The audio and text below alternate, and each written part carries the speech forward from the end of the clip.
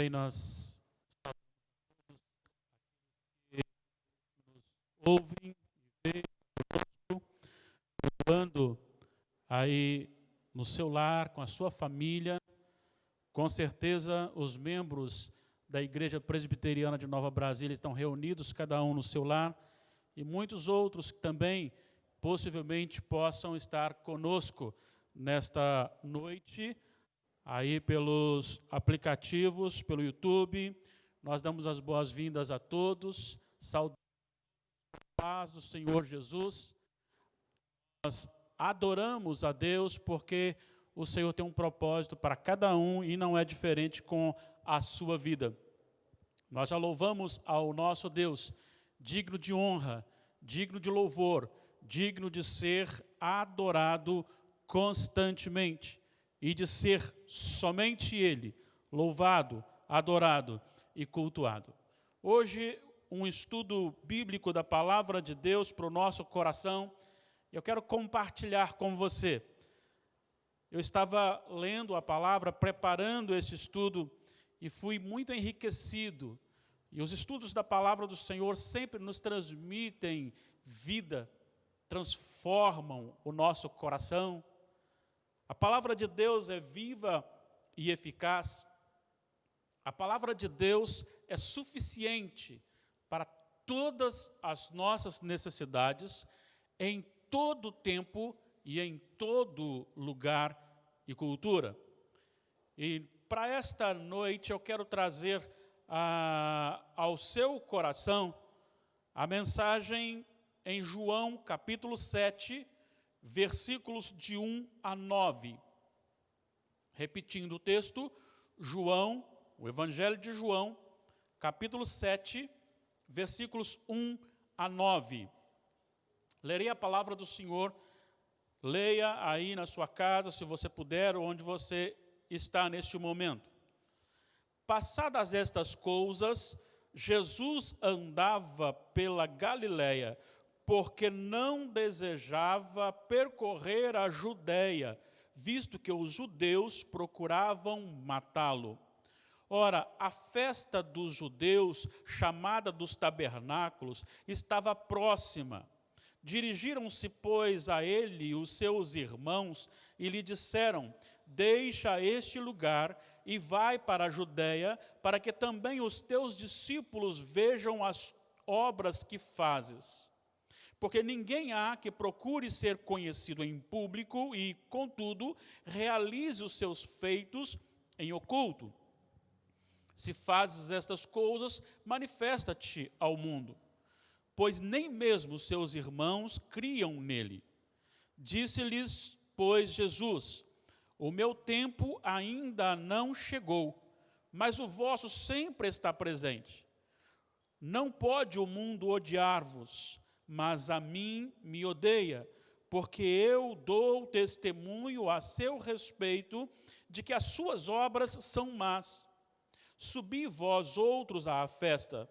Eu, por enquanto, não subo, porque o meu tempo ainda não está cumprido.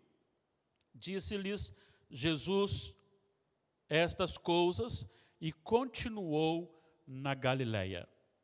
Nós já oramos pedindo as bênçãos de Deus para o nosso estudo, a iluminação do Espírito Santo do Senhor para o seu coração, e que Ele também me habilite a transmitir ao seu coração com clareza, e Ele mesmo aplique vida, não somente ao seu, mas ao nosso coração. Eu preciso voltar aqui, porque nós estamos dentro de um contexto, o capítulo 6, ele é recheado de uma doutrina espetacular. O capítulo 6, Jesus se apresenta aos judeus e também aos discípulos que ali estavam, falando a respeito daquilo que ele é, da sua essência, da sua divindade. Ele entra num discurso com os discípulos, os seus seguidores e os judeus que o acompanhavam sempre. E ele faz isto após um momento que também está no capítulo 6, da multiplicação dos pães.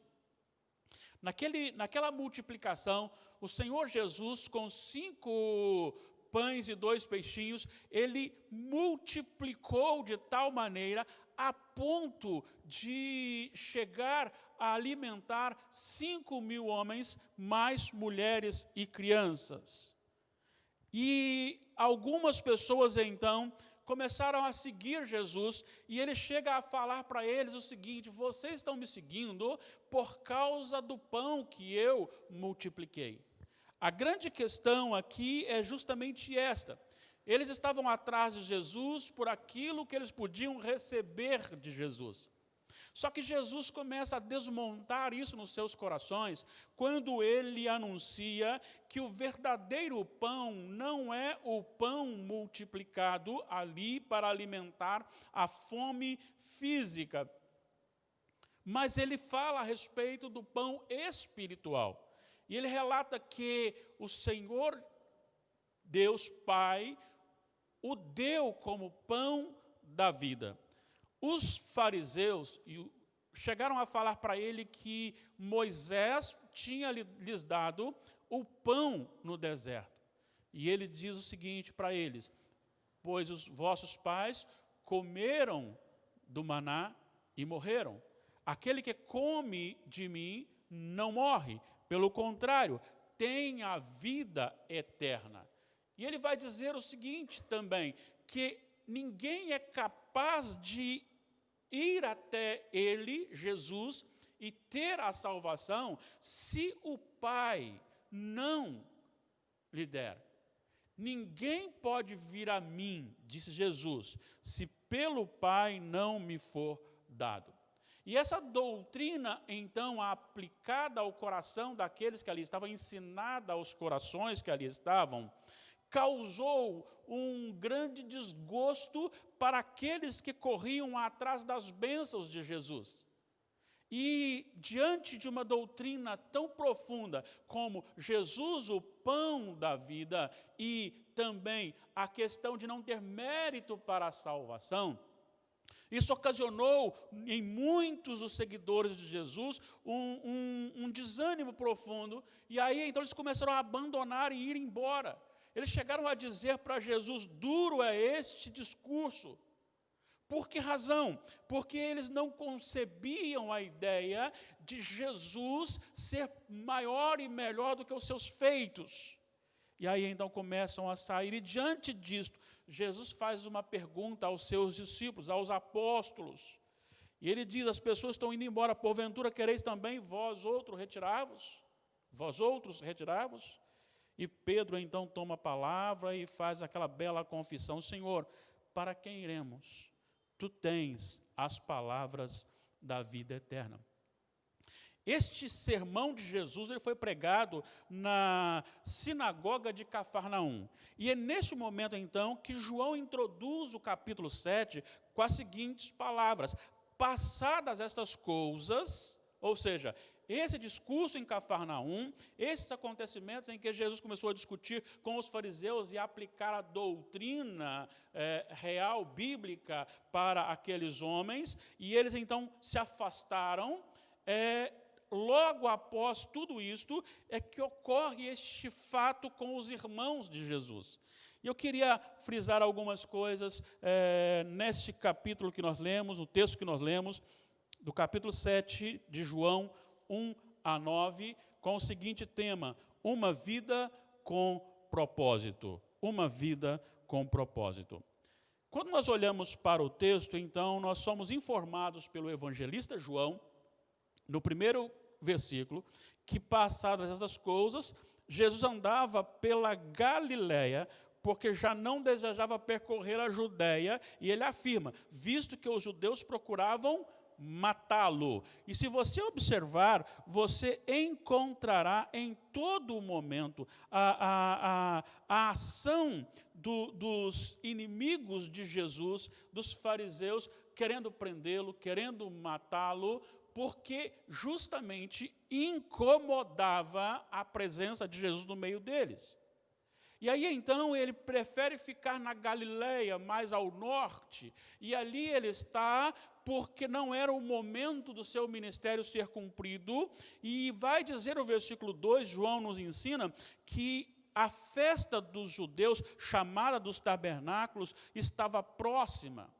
A festa dos tabernáculos era uma das festas de Israel, dos judeus.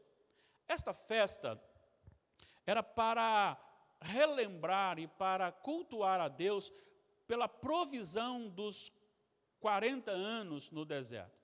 Então eles saíam de suas casas, montavam suas barracas do lado de fora, e durante 7 dias o povo judeu ficava nessas barracas como uma expressão do reconhecimento, de trazer à memória aquilo que o Senhor havia realizado em 40 anos no deserto, quando eles não tinham lar e Deus estava ali sustentando a vida de cada um. E estava próximo a esta festa, quando então, no versículo 3, João nos diz que os irmãos de Jesus, quem eram os irmãos de Jesus? Para que você não pense que eu possa equivocar-me, eu vou ler para vocês o capítulo 6, versículo 3 de Marcos.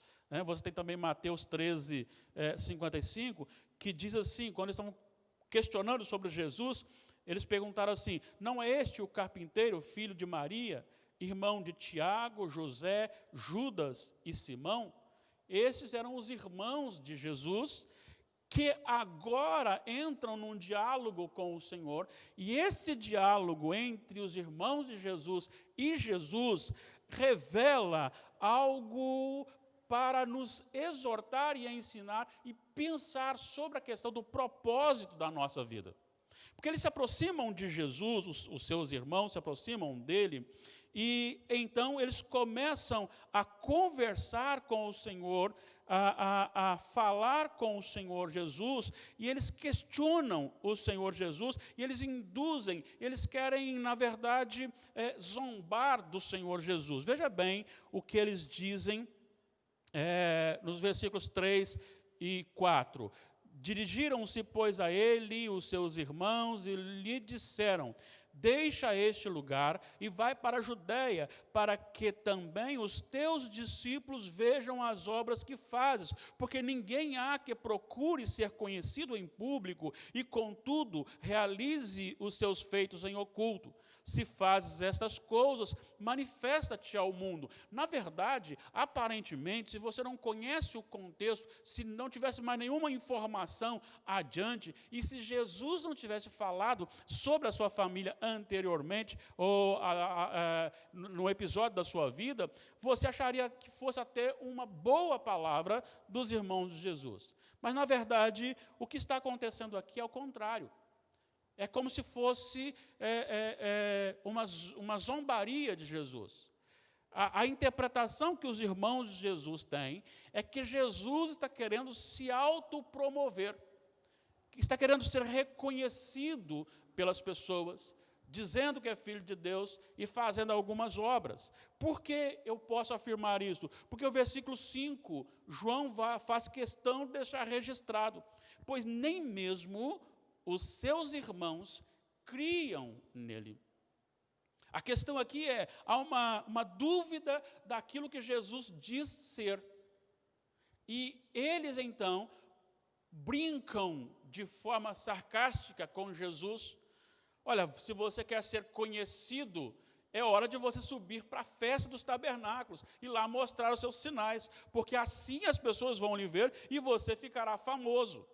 Esta era a proposta dos irmãos de Jesus. Que bom que a gente tem a epístola escrita por Judas, que é justamente o irmão do Senhor Jesus, porque ali mostra que ele se converteu ao Senhor Jesus, que ele se rendeu aos pés do Senhor Jesus. Tanto é que ele se apresenta na epístola dizendo servo de Jesus e irmão de Tiago. Porque ele, então, entende que realmente Jesus é o Filho de Deus. Jesus é Senhor. Jesus é o Salvador. Mas aqui, Jesus agora responde aos seus irmãos, e é nessas respostas que eu quero destacar com você a questão de alguns propósitos. Veja bem, versículo 6. Disse-lhes, pois, Jesus: o meu tempo ainda não chegou, mas o vosso sempre está presente. Versículo 7. Não pode o mundo odiar-vos, mas a mim me odeia, porque eu dou testemunho a seu respeito de que as suas obras são más. Então, os versículos 6 e 7, Jesus está relatando aqui que, na verdade, os seus irmãos viviam a vida cotidiana sem nenhum propósito. Veja bem, você precisa entender duas coisas aqui. Primeiro, Deus, o Senhor, tem propósito sobre toda a história.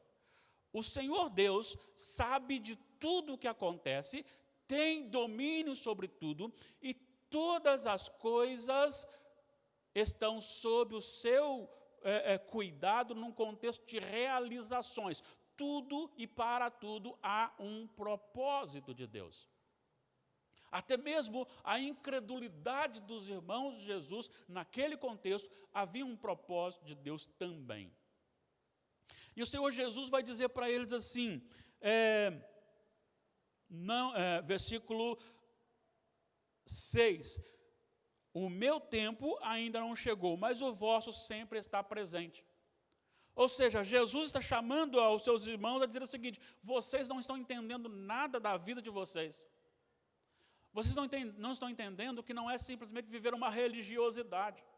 Mas Deus tem um propósito para cada vida. Deus tem um propósito em cada vida.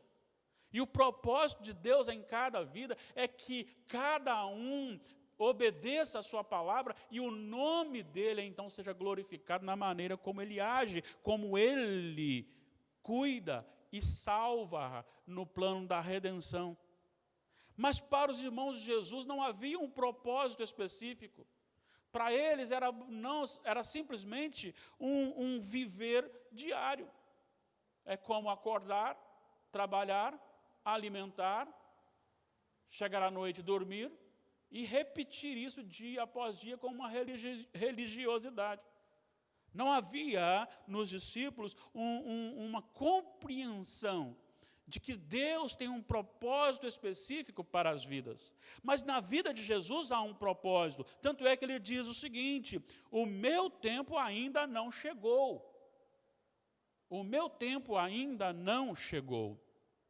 Isso me faz lembrar a história de José. José, ele nasce como filho da velhice de Jacó.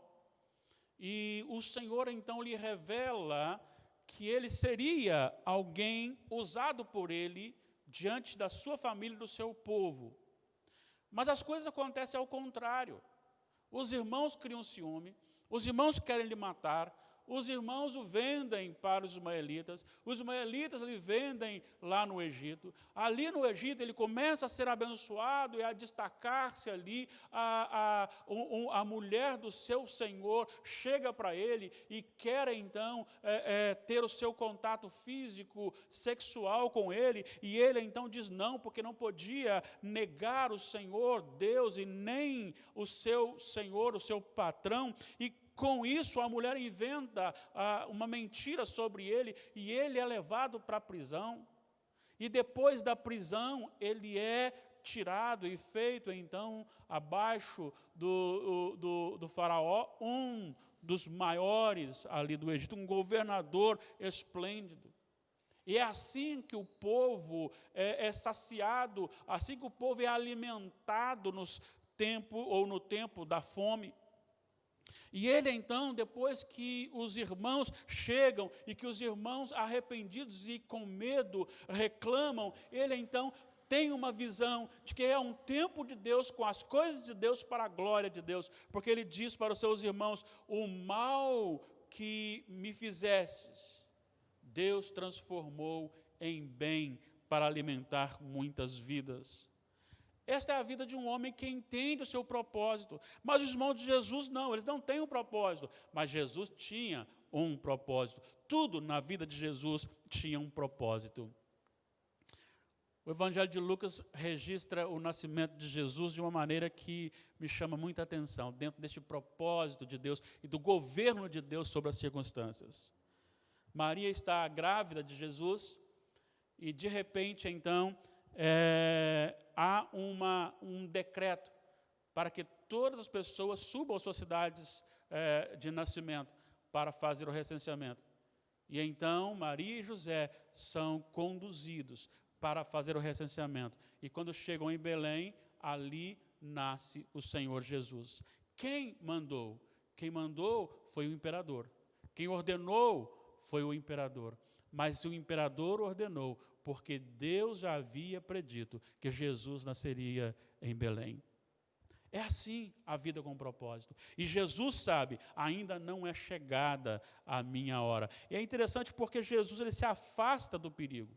Jesus ele se afasta da Judéia porque os judeus estavam ali atrás dele para matá-lo. Então ele fica distante, porque ainda não é chegado o meu dia, ainda não é chegada a minha hora. É isso que ele fala, não é chegado o meu tempo não chegou, porque eu tenho um propósito. Mas vocês não têm propósito nenhum. Por isso, podem ir, podem voltar, podem fazer o que quiser a qualquer momento, porque todo o tempo para vocês é simplesmente todo o tempo. Mas a vida daquele que não tem propósito, ele não só entende o agir de Deus na história, mas também ele é chamado para fazer a diferença no mundo. Veja bem o versículo 7. Não pode o mundo odiar-vos. Sabe o que isso significa? Isso significa que o Senhor Jesus estava dizendo que a atitude dos seus irmãos, o estilo de vida dos seus irmãos, a maneira de falar, de pensar, de agir, ela era, de certa forma, congruente, ela estava coerente com a do mundo. Não incomodava aquilo que os irmãos de Jesus faziam, não incomodava os pecadores, não incomodava aqueles que estavam na corrupção, não incomodava aqueles que não tinham Jesus na vida. O mundo não se importava com eles porque eles não faziam diferença nenhuma no lugar em que estavam.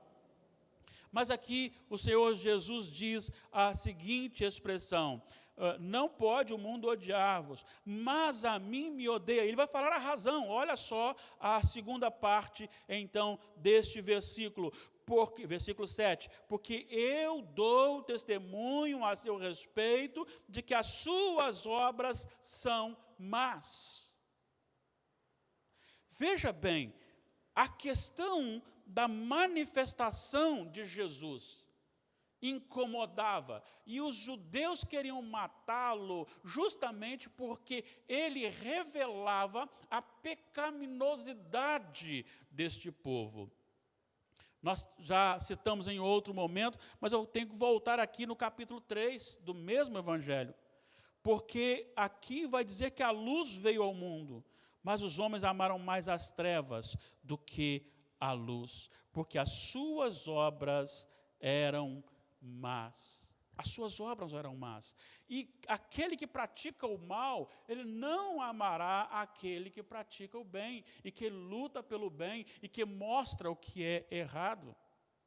O Senhor Jesus, ele veio e com a sua vida começou a desmontar o aparato religioso, aquela ideia de que se você nasceu ou se converteu depois, e se você mantém a sua presença no templo para um culto, nem que seja uma vez por semana, está tudo bem.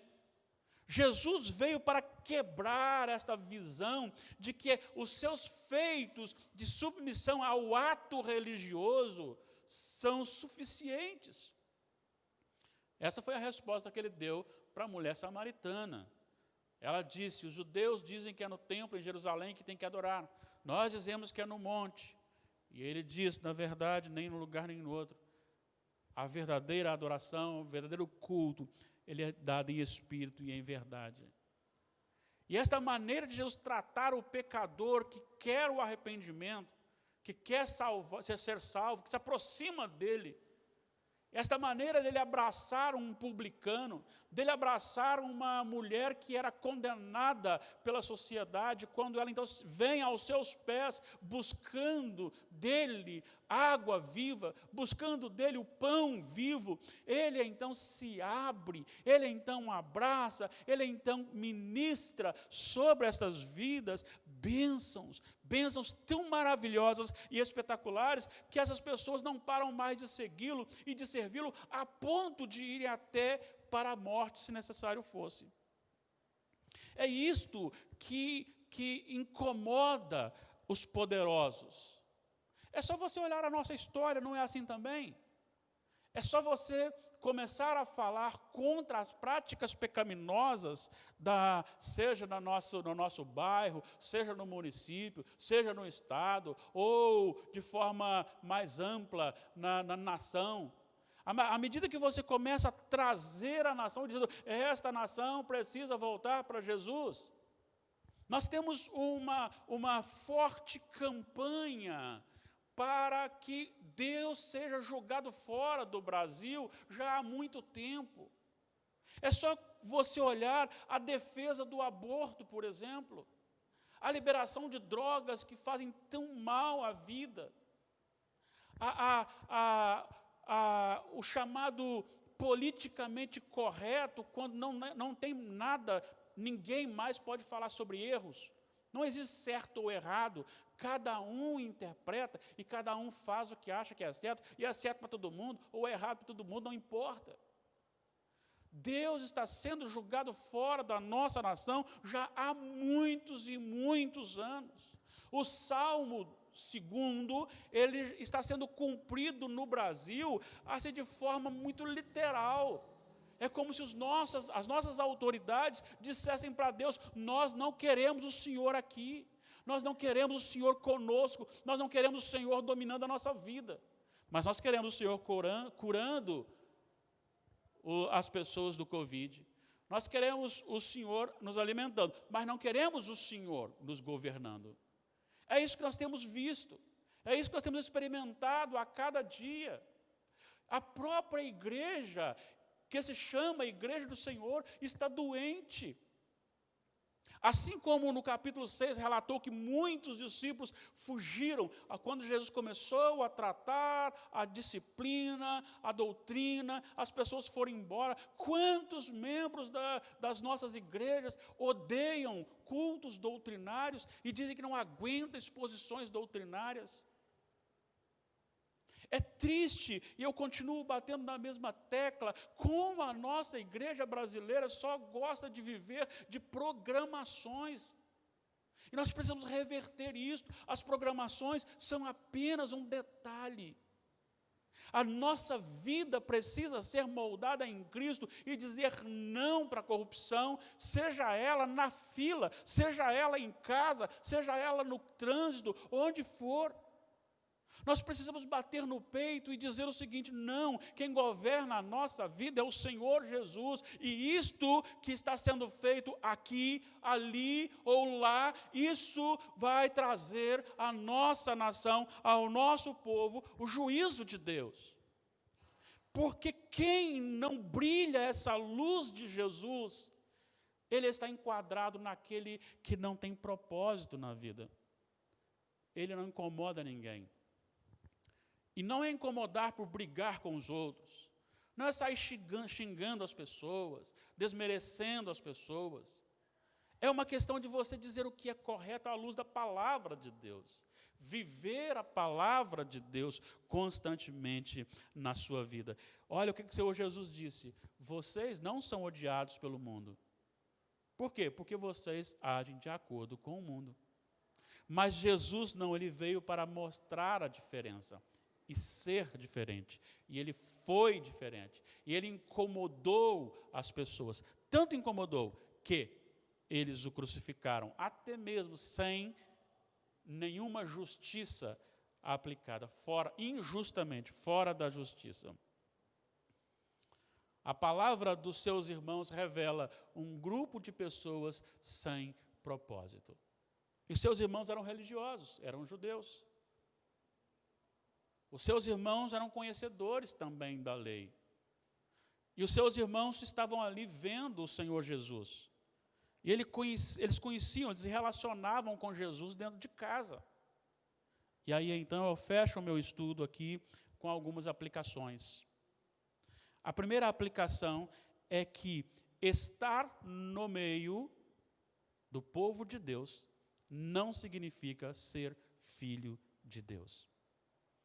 Estar no meio do povo de Deus não significa ser filho de Deus. É uma expressão muito triste, é uma afirmação muito triste, mas ela é real. Ela acontece. Se você parar agora e pensar quantos que já passaram pelo meio da igreja, que atuaram com a gente, quantos viveram conosco, quantos experimentaram de grandes e maravilhosos momentos conosco, quantos se destacaram no nosso meio e que hoje longe estão, e que as suas ações são totalmente contrárias àquilo que elas mesmas pregaram aqui. Quando eu falo aqui, não é aqui, Igreja Presbiteriana Nova Brasília, falei de forma igreja geral, mas também aqui. Então não basta você ser religioso, não basta você vir ao templo, você precisa ser diferente, ser luz e sal no meio de uma sociedade.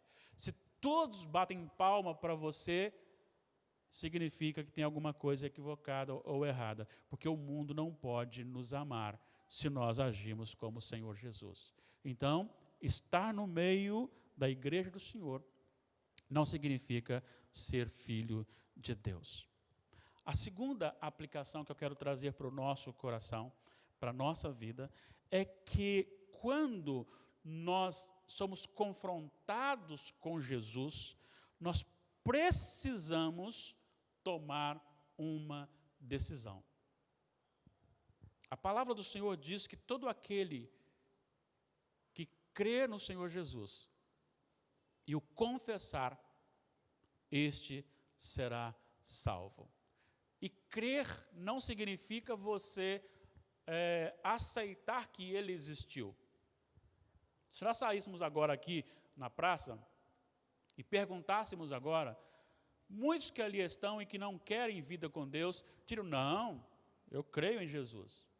Mas a expressão crer em Jesus significa uma transformação. É Ele tomar conta do coração da gente, liderar a gente. E esse liderar do Senhor Jesus, ele é doce, ele é leve. O Senhor Jesus, diante daquilo que os fariseus colocavam sobre as pessoas para a conversão, ele então faz um convite: vinde a mim todos que estáis cansados, sobrecarregados, para carregar a lei, para você merecer a salvação. Você vai morrer de cansado e vai ainda ser condenado. Por isso diz: vinde a mim todos que estáis cansados, sobrecarregados, eu vos aliviarei. Tomai sobre vós o meu jugo e aprendei de mim, porque sou manso e humilde de coração, e achareis descanso para a vossa alma, porque o meu jugo é suave, o meu fardo é leve.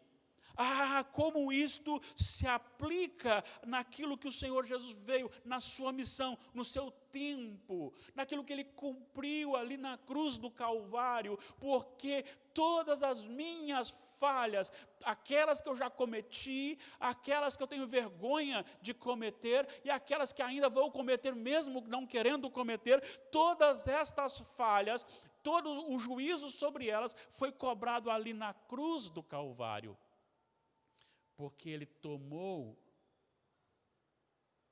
todo o meu fardo e me deu o fardo dele, o jugo dele. É só colocar meu pescoço junto no jugo de Jesus, que Ele nos conduz suavemente. Então, confrontados com Jesus, precisamos decidir por Jesus. A terceira e última aplicação é que viver em Jesus causará, então, um rompimento com o mundo.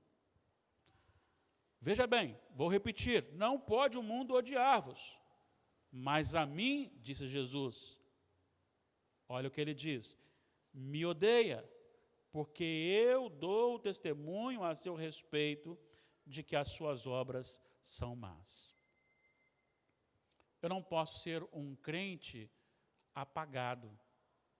Eu não posso ser um crente que concorda com as coisas, com todas as coisas, para não ter um mal-estar. Quando a questão relacionada ao erro for levantado, eu preciso manifestar e dizer sim. A política está errada, o comércio está errado, a justiça está errada, você está errado. E quando falarem para mim, você está errado, eu preciso corrigir a minha vida. Mas o meu relacionamento com Jesus, quanto mais eu me aproximo de Jesus, mais o mundo se distancia de mim.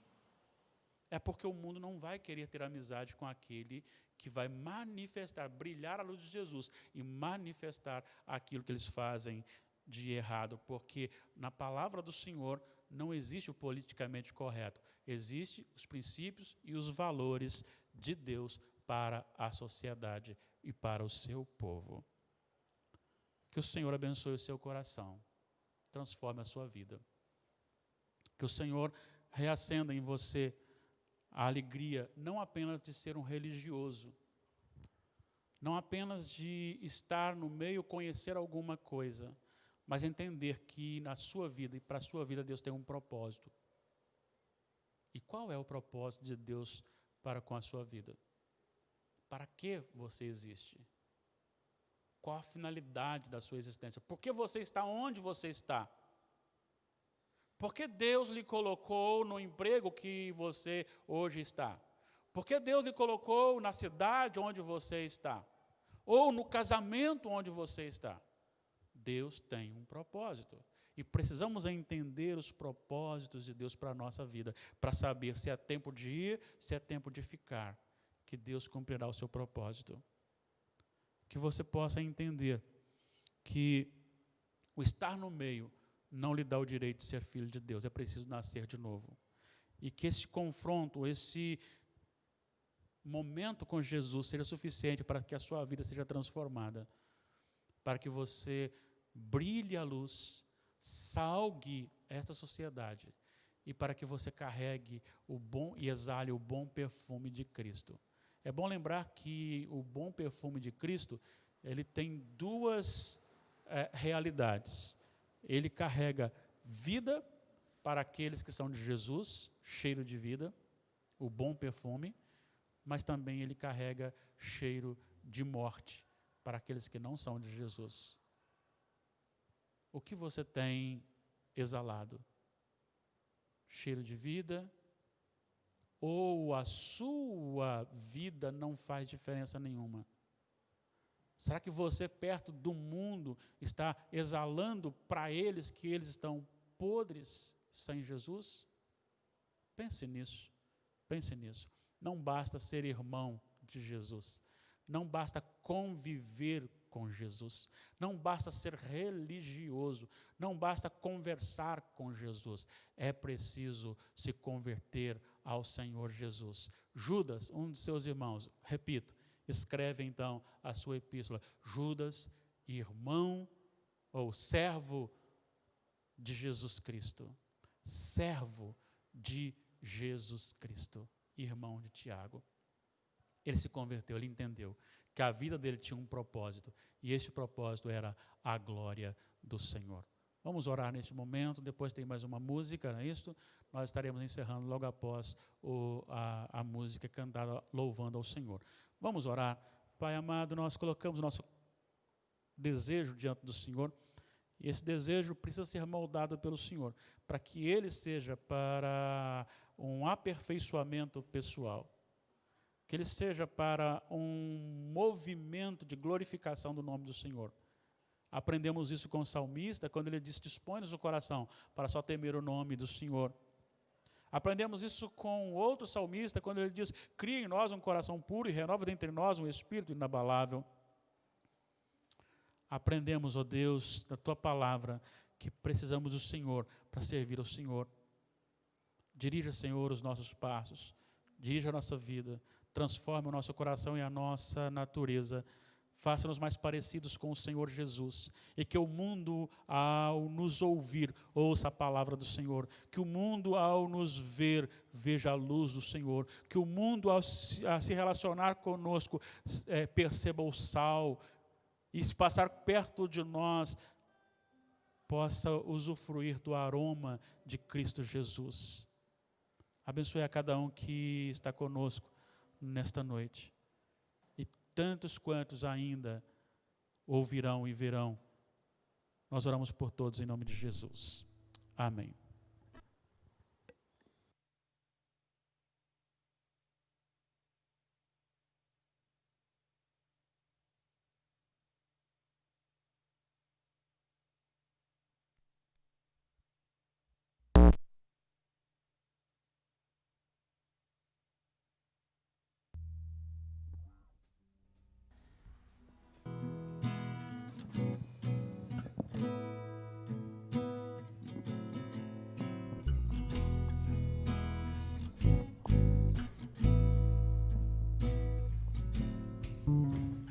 Tu és soberano sobre a terra, sobre os céus, Tu és Senhor absoluto. Tudo que existe acontece, Tu sabes muito bem. Tu és tremendo, Tu és soberano. Tu és soberano sobre a terra, sobre os céus, Tu és Senhor absoluto. Tudo que existe acontece, Tu sabes muito bem. Tu és tremendo, e apesar desta glória que tens, Tu te importas comigo também. E esse amor tão grande eleva-me, amar-me a Ti. Tu és tremendo. Nós vamos cantar mais uma vez. É esse Deus que é tremendo, que somente Ele é soberano sobre a terra, sobre tudo, sobre nossas vidas e sobre todas as coisas. Tu és soberano sobre a terra, sobre os céus, Tu és Senhor absoluto. Tudo que existe acontece, Tu sabes muito bem. Tu és tremendo, e apesar desta glória que tens, Tu te importas comigo também.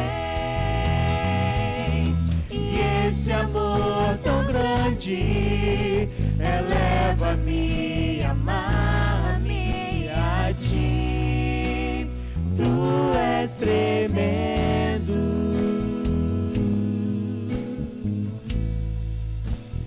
Tu és tremendo.